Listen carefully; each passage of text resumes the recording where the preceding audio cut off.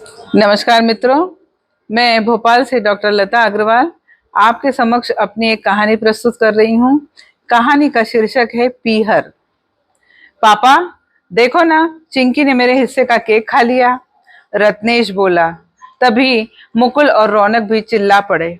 पापा ये आजकल बहुत चटोरी हो गई है, सबके हिस्से का खा जाती है। आपने इसे सिर पर चढ़ा के रखा है, ये कुछ कहते ही नहीं, इसलिए इतनी इतराने लगी है। पापा के घर आते ही अक्सर तीनों भाई पापा से चिंकी की शिकायत ले बैठते। पापा तीनों बच्चों की नोकझोंक सुनते और मुस्कुरा कर रह जाते। ऐसे में मम्मी चिंकी को समझाती, बेटी चिंकी, इस तरह किसी के हिस्से का खाने से ना भगवान अगले जन्म में सुदामा बनाते हैं। अच्छा जी, आपको कैसे पता माँ कि भगवान सुदामा बनाते हैं? पुराणों में लिखा है बेटी कि सुदामा ने गुरुकुल में अपने सखा भगवान श्री कृष्ण के हिस्से के वो चावल जो गुरु माँ ने दोनों के लिए रखे थे अकेले खा लिए, इसीलिए उन्हें गरीबी का कठिन समय देखना पड़ा। माँ ने बताया। तुम भी ना जाने क्या क्या बातें लेकर बैठ जाती हो चिंकी की माँ। अभी बच्ची है वह, बड़ी होगी तो अपने आप समझ जाएगी। इस तरह की उल जलूल बातें करके बच्ची को डराया ना करो। हर बार पापा के दुलार की सुरक्षा भरी छतरी चिंकी के माथे पर तन जाती, फिर किसकी मजाल है कि उससे कुछ कहे। तीन बेटों के बीच एक इकलौती बेटी है, पापा की परी है वो, और परियों को तो आसमान में उड़ने की पूरी छूट होती है। यहाँ पापा के स्नेह का अपरिमित साम्राज्य जो है, चिंकी के लिए वहाँ वह बिंदास हो उड़ती है। वहीं लाड़ प्यार ने उसे थोड़ा शरारती जरूर बना दिया है। अपनी हर बात मनवाना मानो वह अपना अधिकार समझती है। पापा के दम पर ही सारा दिन चिरैया सी चहकती। बचपन में जब कभी पापा के दीवान या कुर्सी पर बैठे होने से उनके पीछे से आकर खड़ी हो जाती और अपनी ऊंचाइयां नापते हुए खुश हो ताली बजाती, कहती, पापा देखो पापा, मैं आपसे बड़ी हो गई हूं ना। पापा भी पीछे से उसके हाथों को थाम कर खुशी से आंखें बंद कर मानो कहते, आमीन। मन से प्रार्थना करते, बेटी मैं तो चाहता हूँ तू मुझसे कहीं ऊंची उड़ान भरे, दुनिया की तमाम खुशियां तेरे नाम हो मेरी बच्ची। धीरे धीरे चिंकी के कदम यौवन की दहलीज को पार करने लगे, मगर उसकी शैतानियां, भाइयों से नोकझोंक, घर में मालिकाना हक बराबर चलता रहा। मजा ले घर में भाइयों के लिए कुछ स्पेशल आ जाए। जो भी आएगा सबसे पहले चिंकी के लिए आएगा। खुद से खुद को वीवीआईपी का दर्जा दे रखा था। एक बार गांव से दादी आई और उसके पैर छूते हुए कहने लगी, बेटियां तो लक्ष्मी का रूप होती हैं, उनके पैर छूने से पुण्य मिलता है। बस इसी बात को लेकर चिंकी ने तीनों भाइयों की क्लास लगा दी। सीखो सीखो, दादी से कुछ सीखो, हर वक्त मुझसे लड़ते रहते हो। अरे देखा, दादी मुझे लक्ष्मी कह रही हैं, जब वो मेरे पैर पड़ सकती हैं तो तुम्हें तो पैर पड़ना ही चाहिए। चलो झुको। मरता क्या न करता, भाइयों ने भी मान लिया इस घर में बहन की ही तूती बोलेगी। कई बार उन्होंने माँ से शिकायत भी की, माँ पापा ने बहुत सिर चढ़ा रखा है इसे, हमारी तो जरा भी इज्जत नहीं करती।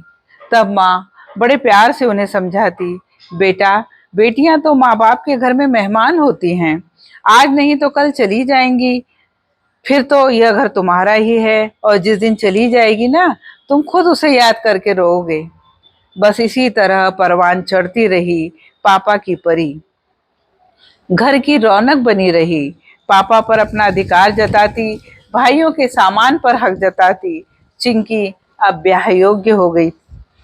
शुरू हुई चिंकी के लिए एक अच्छे जीवन साथी की तलाश। देखने में सुंदर थी पापा की परी, इसीलिए कोई परेशानी नहीं आई। ईश्वर की कृपा से अच्छा घर और वर मिल गया। अब बारी आई ब्याह की। चिंकी ने हर चीज अपनी पसंद की खरीदवाई। हल्दी मेहंदी से लेकर रिसेप्शन तक उसी की पसंद बनी रही। पापा मेरी हल्दी में ये देखिए, ऐसा डेकोरेशन होना चाहिए, उसने मोबाइल पर फोटो दिखाते हुए कहा। हाँ बेटी, जैसा तू कहेगी। पापा मेरी सासू माँ को साड़ी की जगह चुन्नी बेस रखेंगे तो खुश होगी ना? ठीक है बेटी, चुन्नी का बेस रख देंगे।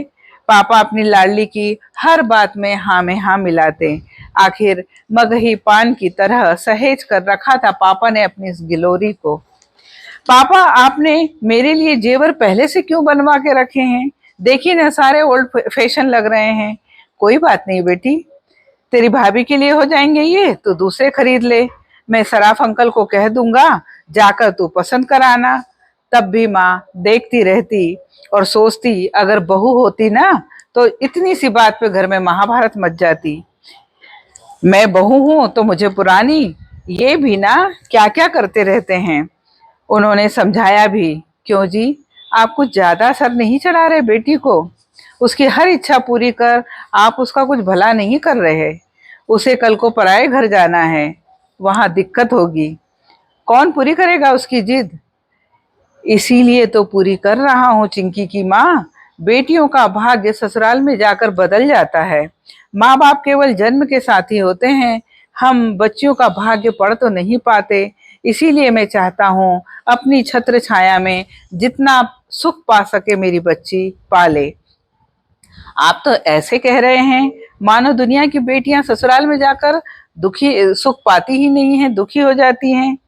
दुनिया की बेटियों की बात नहीं कर रहा, लेकिन इतना अवश्य कहूंगा कि अगर बेमाता ने बेटियों का भाग्य लिखने का अधिकार हम बापों को दिया होता तो हम बेटियों के नसीब में खुशियां ही खुशियां लिखकर उनके सारे दुख अपने नाम लिख लेते। माँ हूं ना, तुम्हें क्या लगता है? मैं भी माँ हूँ, खुशियां चाहती हूँ अपनी बेटी की। फिर भी मुझे लगता है बेटी को अधिक ढील देना उसे ससुराल में एडजस्ट होने में मुश्किलें पैदा करता है। नहीं चिंकी की माँ, मुझे अपनी बेटी पर पूरा भरोसा है। मैंने उसे लाड़ प्यार जरूर दिया है, मगर उसके साथ ही उसे संस्कार भी दिए हैं। उसकी ससुराल में जैसा भी होगा वह निभा कर लेगी। बस उस समय उसे अपनी किसी अधूरी ख्वाहिश का मलाल ना हो, बस इसीलिए मैं उसकी हर इच्छा पूरी करता हूँ। और फिर भगवान बेटियों के भाग्य से ही तो देता है। मैं मानती हूँ आपकी बात, भगवान बेटियों के भाग्य से ही देता है, लेकिन फिर भी आपकी ये बातें सुनकर तो मन डरने लगता है। पता नहीं क्या क्या कहते रहते हैं। खैर, भागों वाली थी चिंकी। उसके हिस्से ढेर सारा आशीष दुलार आया। पिया घर भी पापा की परी सुख पा रही थी, लेकिन जब भी मायके आती वह अपने पापा की वही चिंकी बनी रहती। अपनी इच्छा अनुसार पकवान बनवाती, मन चाही विदा लेकर जाती, पापा से कहकर अपनी हर इच्छा पूरी करवाती। हालांकि अब वह खुद 2 बच्चों की माँ बन गई है, लेकिन पापा के सामने वही अल्हड़ नटखट सी शैतान सी चिंकी बनी रहती। कभी उनकी गोद में सिर रखकर लेट जाती, कभी मेरे पापा सबसे अच्छे पापा कहकर उनके गले लग जाती। धन्य हो जाते पापा। पता नहीं वह सब जानबूझकर करती, शायद उम्र खोते पापा को वही जोश वही उत्साह कायम देखना चाहती थी वह। इसलिए उसके आते ही पापा की दिनचर्या बदल जाती। लेकिन कहीं न कहीं भाइयों भाभियों के मन में यह बात तो रही होगी कि अपना घर होकर भी यहाँ आकर कैसा अधिकार जमाती है। लेकिन इन सब बातों से बेपरवाह चिंकी सदैव पापा की परी बनी रही। और पापा पापा भी हर समय उसके सिर पर किसी वट वृक्ष की तरह छाया बनकर खड़े रहे। मम्मी कहती कुछ नहीं, बस देखती रहती, या फिर बेटे बहू और बेटियों के बीच बंटना नहीं चाहती थी। पापा ने कभी अपनी बेटी के लिए बेटों के आगे हाथ नहीं फैलाए, इसीलिए उन्होंने कभी बेटों की परवाह भी नहीं की। बल्कि उनके मन में यही आशा हमेशा बनी रही कि भगवान उनकी बेटी के भाग्य से ही दे रहा है। उनकी छत्र छाया रही कि आज 40 की उम्र में होकर भी चिंकी उनके सामने चिंकी ही बनी रही, 2 बच्चों की माँ नहीं। उसके अपने बच्चे धीरे धीरे युवा दहलीज को पार कर रहे थे। वह पापा संग वीडियो बनाती, इंस्टाग्राम और फेसबुक पर डालती और फिर बड़ी चहकते हुए कहती, पापा पापा देखो अपने वीडियो को कितने लाइक मिले हैं। आखिर संसार नश्वर है। जिंदगी की रेल में बैठा हर आदमी कहीं न कहीं समय आने पर उतर ही जाता है। पापा का गंतव्य भी आ चुका था, उनका सफ़र भी पूरा हो चुका था और तो उन्हें उतरना ही था। आज चिंकी के पापा का सफ़र पूरा हुआ और वह अपने अगले गंतव्य की ओर बढ़ गए। आंसू नहीं थमते थे चिंकी के। घर से अर्थी के उठते वक्त 3 भाइयों के कांधों के साथ एक चौथा कांधा चिंकी का था। वह तीनों भाइयों के साथ बराबरी से खड़ी थी। भाई हैरान थे यह देखकर कि परिवार में आज तक कोई भी महिला इस तरह अर्थी के साथ नहीं चली, लेकिन चिंकी इन सब से बेपरवाह नंगे पांव शमशान भूमि की ओर बढ़ रही थी।